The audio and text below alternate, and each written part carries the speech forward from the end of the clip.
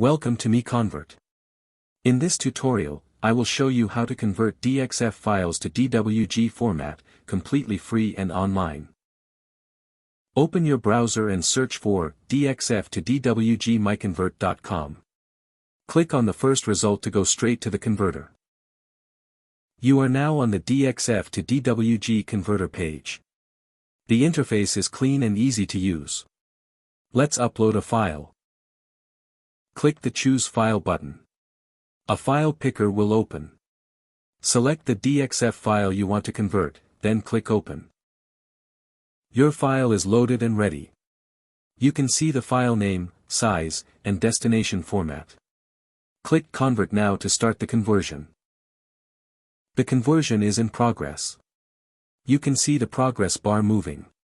This usually takes just a few seconds. Done. Your file has been successfully converted. Click Download to save the DWG file to your computer. That's it.